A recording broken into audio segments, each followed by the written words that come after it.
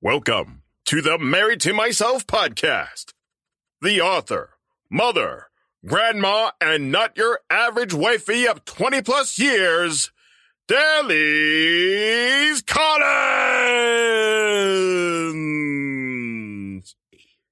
Let's get it on.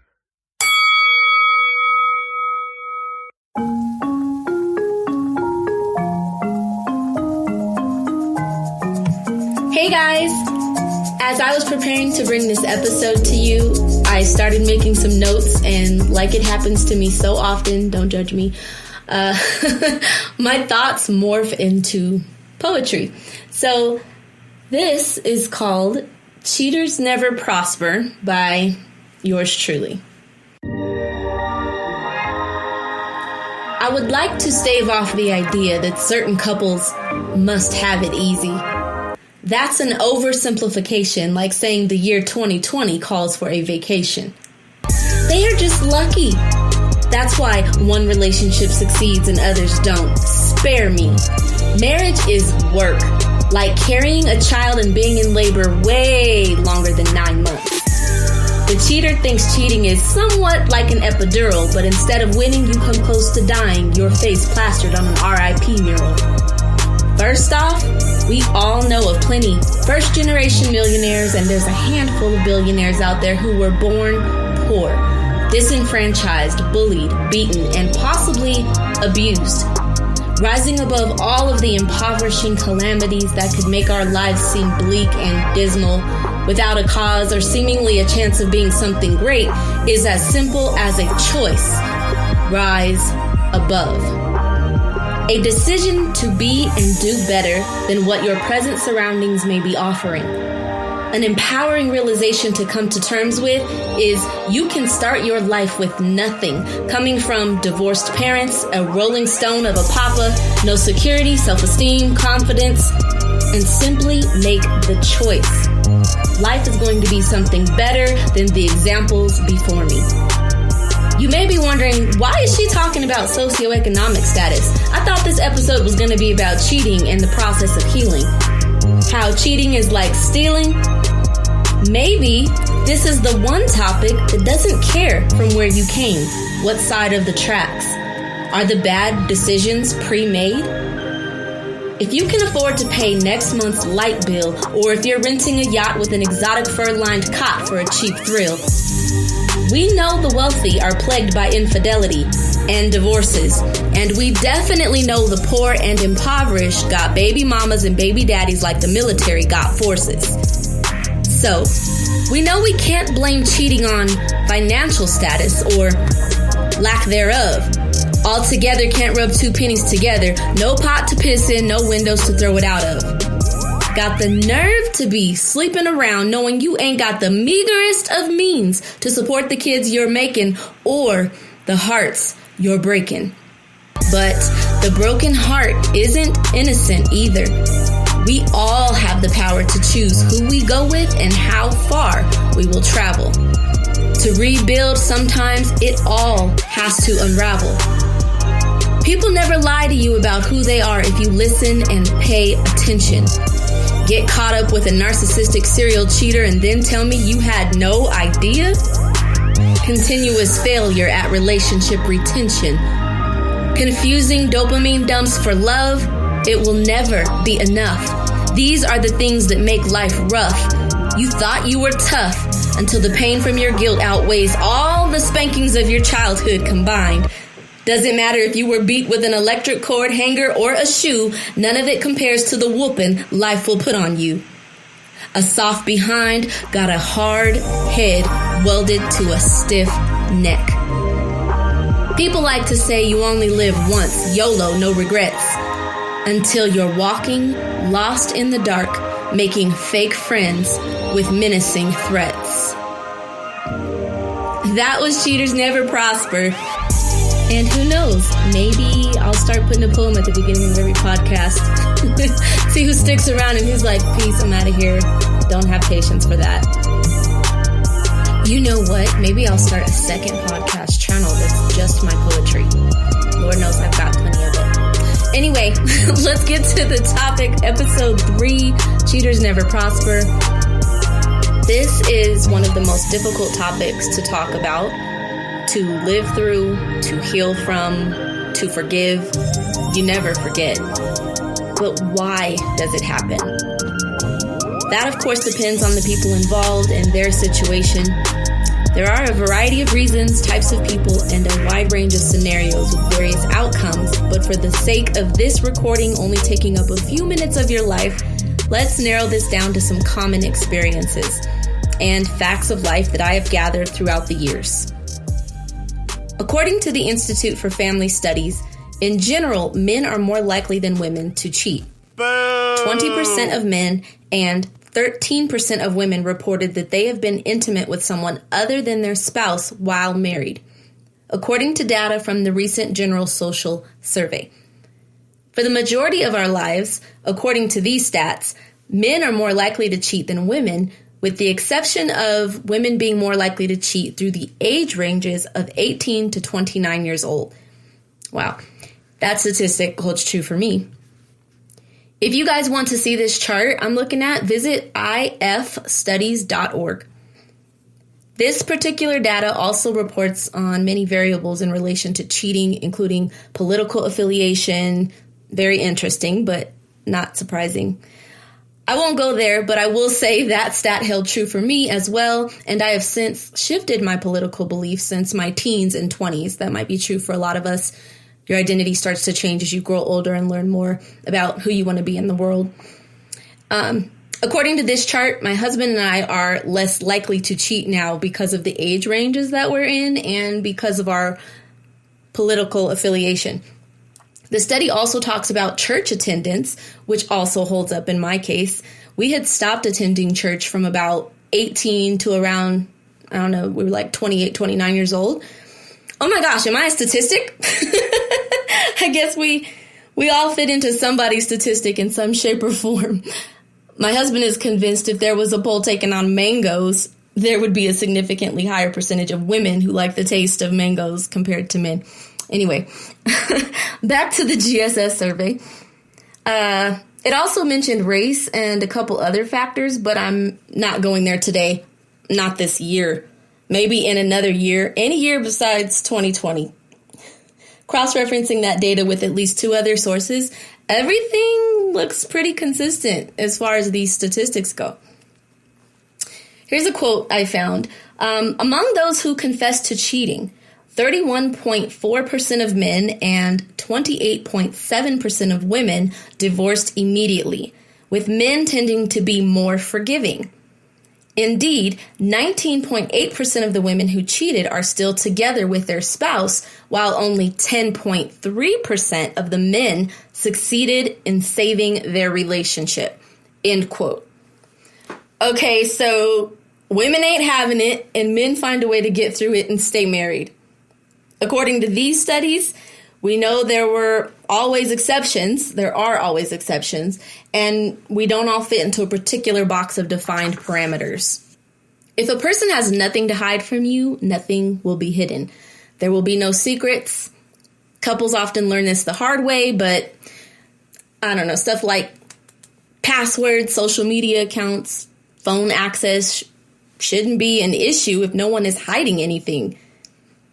A large percentage of affairs are a result of men being unsatisfied with their sex life and for women being unsatisfied emotionally, right? So neither one of those statements is much of a shocker, but here's the concept. If you're going to go through the whole song and dance of, I wasn't getting enough intimacy from my wife, so I found it elsewhere, and then you get caught or you admit to it, then you feel like a horrible human being, as terrible as death itself, unless you're a psychopath or a narcissist. And you regret it, and you carry guilt and shame around for weeks, months, and years. And then your relationship gets better as you learn to regain trust and assure the other person that you are changed, while they work on also changing to keep you from ever considering leaving the relationship, and so on and so forth. If most people are going to go through that song and dance, why not just skip the dreadful choreography and go straight to the part where you will work really hard on being there for each other selflessly, continuously checking in on your relationship to make sure that you are both good. If you are dealing with a situation where you are suspicious something is off, or your spouse all of a sudden starts being mean, distant, irritable, does he or she frequently seem suspicious or insecure about what you are up to, especially if you haven't changed your behavior or what he or she should expect from you? These could be signs of cheating because that person is projecting onto you. Often, the guilt of an affair causes an individual to be irritable with the person they're with. Irritable because they are mad at themselves for giving up. Irritable because they blame their spouse for pushing them away, and now they're doing something addictive, fun for a moment, and then extremely paranoid, uncomfortable, and angry, just like taking drugs. Fun in the moment, but never ends well, and often needs rehab and some therapy, possibly leaving lifetime scars or shortening their lifespan altogether. Stolen water is sweet, and bread eaten in secret is pleasant. But he does not know that the dead are there, that her guests are in the depths of Sheol. Proverbs 9:17 through 18. It has been believed, I guess, that those with higher education are less likely to cheat. I think that belief is pretty far-fetched, as I pointed out in my poetry, and the Institute for Family Studies agrees that not only are those with higher education not less likely to cheat, but that there is no link between education and the chances of cheating. According to their survey, almost equal shares of college-educated individuals and individuals with lower education have been unfaithful to their spouse. So, let's talk about some other whys.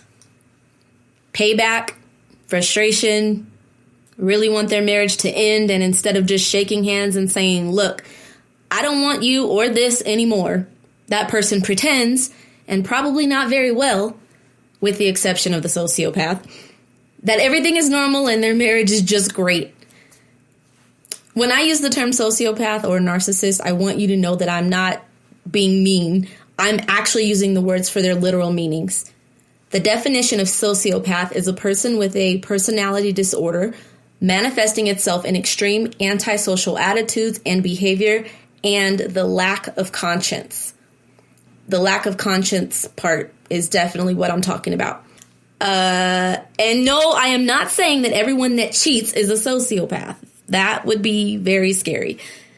Some people want to get caught and are sloppy on purpose because the cheating is both a pacifier to the lack of comfort they feel in their relationship and a payback for what they feel has been an unjust situation that they have ended up in. The I didn't sign up for this argument is an important argument to have. I remember when we had that discussion, and it really laid everything out on the table for both of us to see what we signed up for and what we totally felt ripped off by. I didn't sign up for this. Me either. Right? But that's what that conversation goes like, and it's a really important conversation to have. I didn't sign up for this.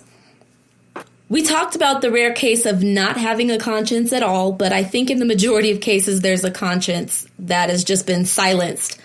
Some cases, a lot of cases that I'm aware of, it's a situation of what you will allow will continue. A victim mentality, or what do they call it? Battered wife syndrome, will attract abusers, and it may not be that serial cheater is without a conscience, but maybe that the person they are with gives more permission and allowance to the behavior than what they realize through their soft or passive microaggressions in response to the unfaithful person. And then being unfaithful becomes an easier habit to form for the offender because the spouse is too weak to fight. When I say fight, again, I'm not talking about physically fighting. That's a whole nother issue. When I say fight in this podcast, we're talking about the metaphorical boxing ring of marriage. Staying in the fight, if you are dealing with a physically abusive relationship, the only thing to do is get out. Get out. until that becomes a safe situation. And unfortunately, statistically, it doesn't turn into a safe situation often. We talk about that in the kindergarten chapter of my book because keeping our hands to ourselves is something we learn in kindergarten. In the process of maturing and gaining humility necessary for growth, we need other people and their knowledge. You know, the marriage mentors I keep suggesting and I talk about so many times in my book. So here are a few tips toward that growth and next level. Instead of being jealous, ask people how they did it. Instead of being shameful or mentally abusing yourself for doing something wrong, ask people or your spouse what you did wrong and how you can fix it, and then fix it. Instead of talking about yourself, ask people questions about their lives, their success. This one is really hard for a lot of people. As I have come to learn, we really like talking about ourselves, don't we? If you feel like you are chasing your spouse, they are probably running from you. But if you put in the work to be the best spouse you can be, which is always better than what you are doing right now, because we can always improve, it's really that simple, as complex as it sounds, but a happy, solid marriage is the result of hard, consistent work. Never miss out on a good person that can add true quality to your life just because they aren't easy to get along with right now.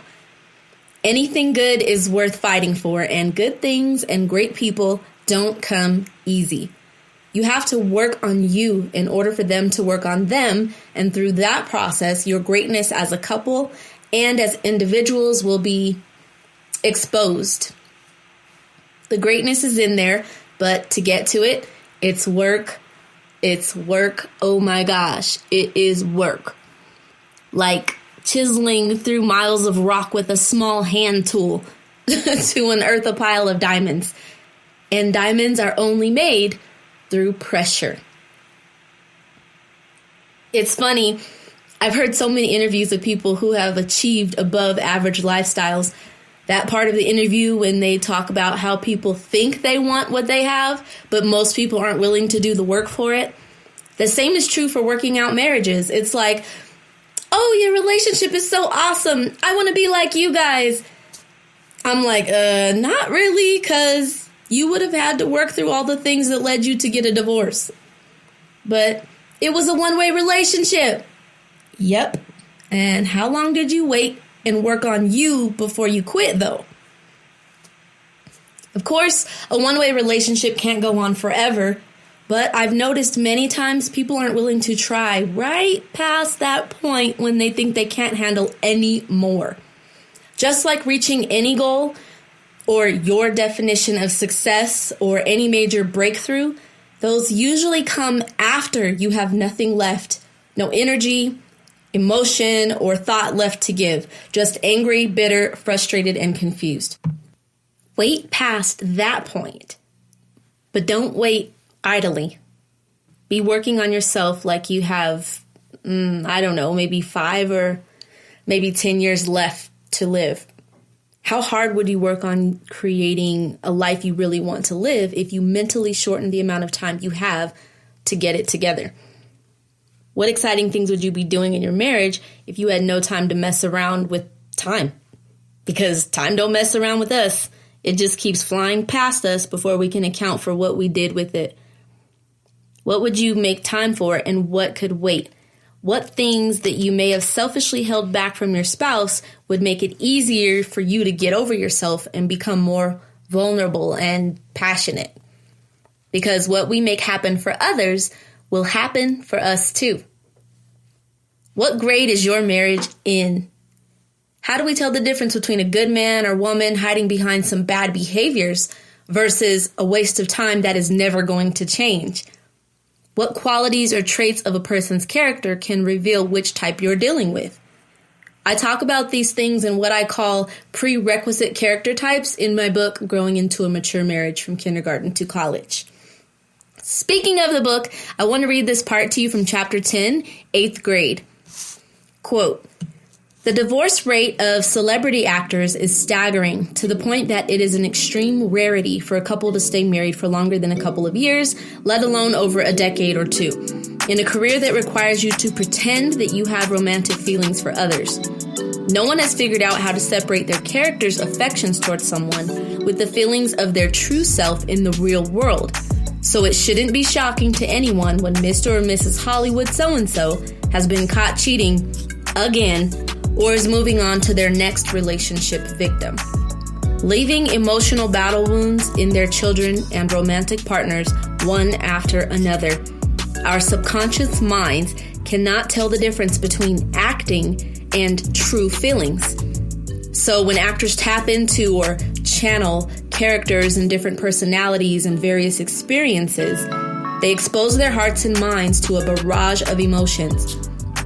It is no coincidence that many actors and performers suffer from depression and personality disorders when it is their normal practice to tap into the perspective of troubled and dysfunctional minds in order to pull off a believable performance. That is why acting can be dangerous. Tapping into the subconscious to train it to believe from the personality of a character can cause emotional and mental damage. What role are you acting out in your marriage, and what expectations do you have for your relationship in the future? We attract what we focus on and take action toward. Too often, a mistake we make in our marriages is to focus more on the characteristics of our partner that we don't like, instead of focusing on all the positive attributes that brought us together in the first place.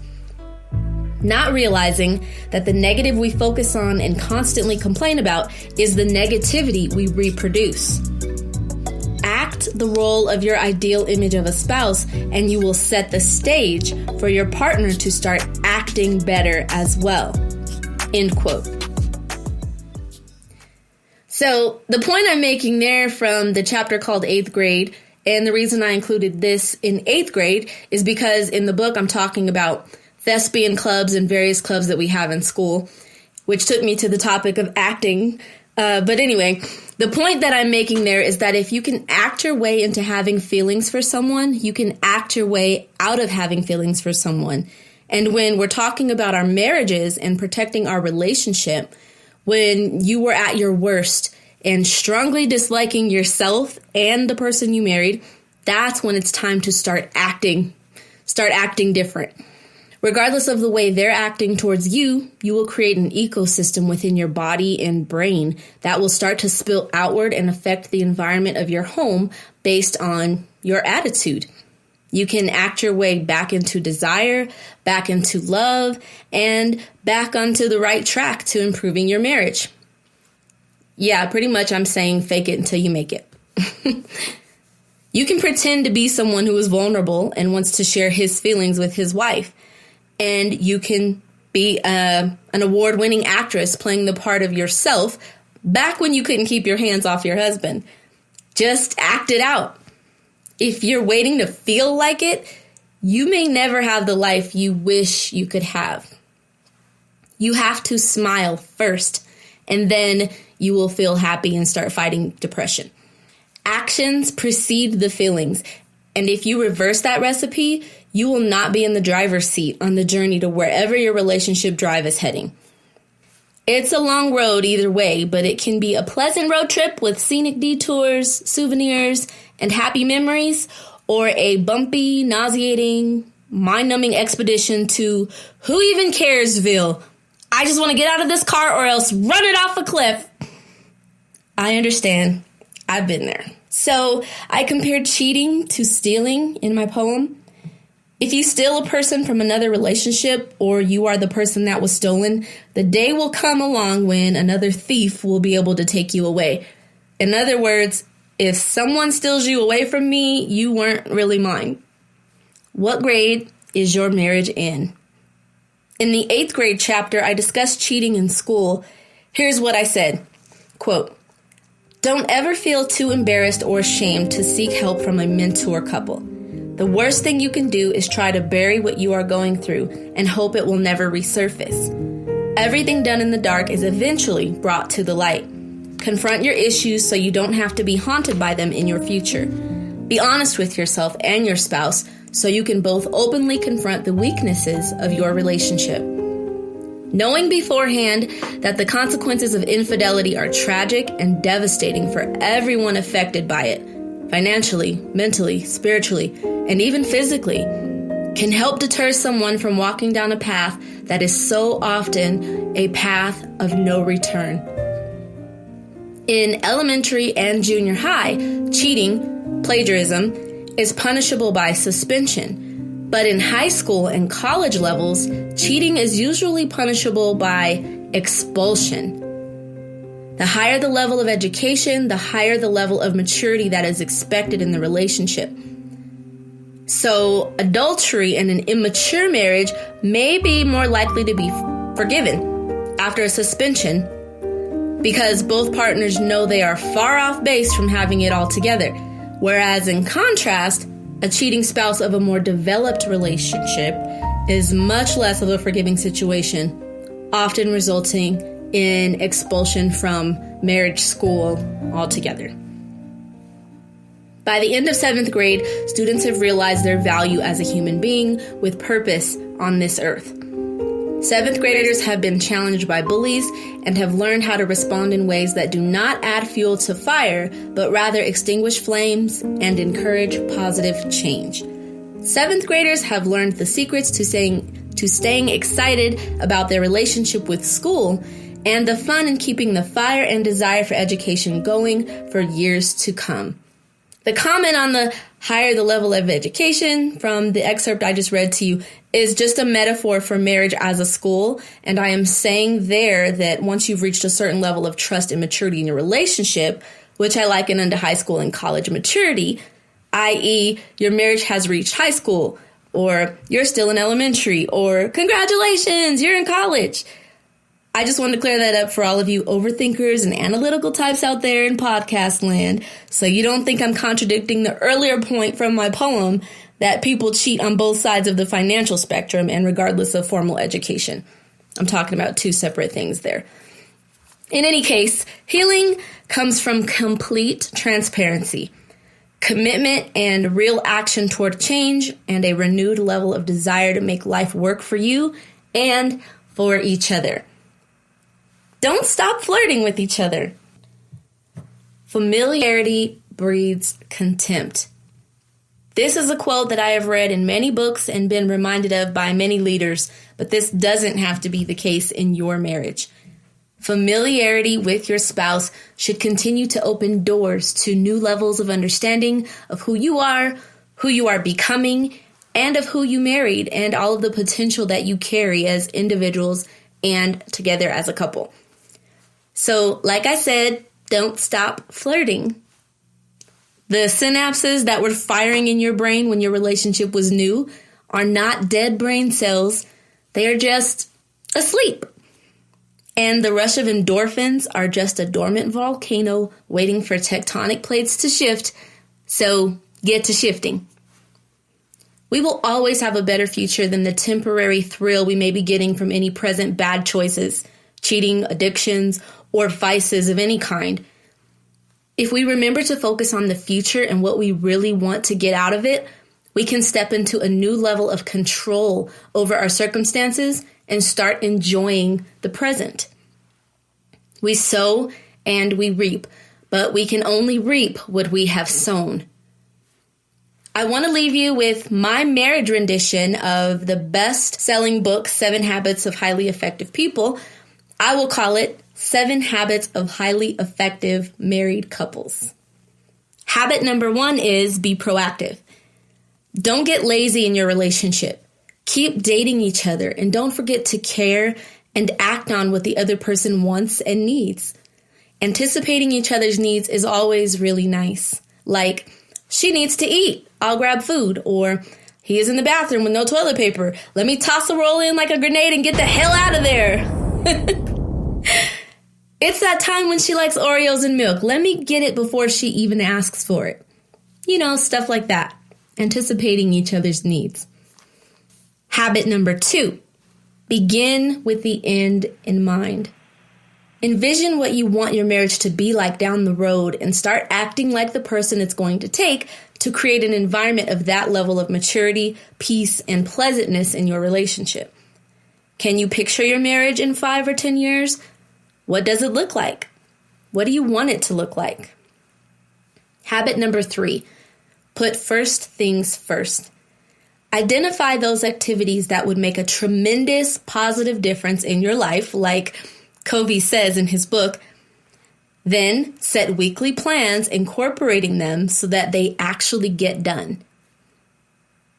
Habit number 4, think win-win. Instead of coming at your spouse ready to burn down your relationship or their hearts with your words, think about ways to communicate that will result in both of you not regretting your words or actions and speaking to them in a way that also leaves them feeling closer to understanding you and where you're coming from. Win-win. Habit number 5, seek first to understand. This one is so important for working on your marriage. Seek first to understand, then to be understood. In his book, 7 Habits of Highly Effective People, author S. Covey explains this one through a series of conversations in which people repeatedly misinterpret each other. Sounds just like marriage, doesn't it? Those who are good at this habit, Covey says, first learn to truly listen to people, to what they mean rather than what they think they mean. Learning to present your own thoughts in a way that the other person, coming from a completely different mindset, will find understandable and place you and your spouse on the same page in your communication. It's amazing the communication breakthroughs that begin to take place when you can really nail this one. Not thinking of what you want to respond with while they are talking, as if you have to remember what you want to say because it will never come back to you. That's selfish, and it's always hampers good communication. Seek first to understand what they are saying or trying to say before you push to be understood. I promise this technique works miracles. This is something I discuss in the high school chapters. Great communication. And anyone can get there at any point. It's just a choice to be quiet, listen, and really change your heart to want to understand what they're saying, as opposed to being defensive, angry, talking over them, just yelling, shouting matches. We never get anywhere with that. That's kindergarten. Habit number 6, synergy. The definition of synergy is the interaction or cooperation of 2 or more organizations, substances, or other agents to produce a combined effect greater than the sum of their separate effects. And if you work in the corporate world, there is a good chance this word has been used, abused, and reused. To quote Covey and convey exactly why I think it's a great idea for your marriage, quote, "The release of creative energy was incredible. Excitement replaced boredom. People became very open to each other's influence and generated new insights and options. Differences were valued and transcended. A new common vision began to form." End quote. Yeah, synergy in your marriage can almost make babies without you even having to touch each other. That's synergy, and it's pretty awesome. I'd say you create and feel synergistic with your spouse at the end of the high school levels and definitely on into the college levels of marriage maturity. And habit number 7, sharpen the saw. Covey uses this as a metaphor to say, stay ready for change and growth by not ceasing to work on yourself. There is always more to learn, always room to grow, always another forest that needs you to chop down a tree with your sharp saw. I don't know what that meant. I might have to reread that chapter in his book. But speaking of self-care and self-love, this podcast you just listened to is called Married to Myself for that reason. Working on yourself is the boldest and most effective step you can take toward growing into a mature marriage. Because you, for damn sure, can't change your spouse. So stop trying. The difference between where you are today and where you'll be in 5 years from now will be found in the quality of books you have read. That's a quote from Jim Rohn. Read marriage books, read self-help books. What's a good book? I'll say a good book is the one you will buy and actually read, not sit it on the shelf to collect dust. And that's a quote by me. Oh, guys, I think this was a good one. Thank you so much for listening, and I really hope this gets to the people that really need it. Please share it. Subscribe to this podcast. We are up on Apple Podcasts, Spreaker, Spotify, Google Podcasts. Subscribe to my YouTube channel, Delise Collins. Remember, the mature marriage was once a sloppy, hot mess. We all have to start somewhere. Love yourself so you can love each other. I love you, and we'll talk again real soon. Bye, guys.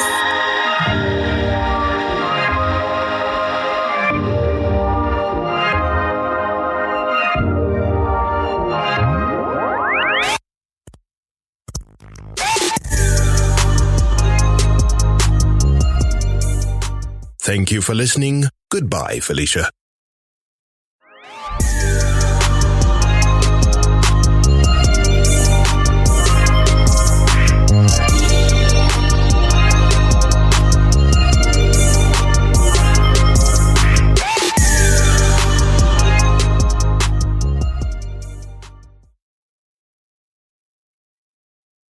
Shakespeare said, "I always feel happy. You know why? Because I don't expect anything from anyone.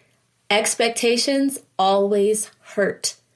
Life is short, so love your life. Be happy and keep smiling. Just live for yourself, and before you speak, listen. Before you write, think. Before you spend, earn. Before you pray, forgive. Before you hurt, feel. Before you hate, love.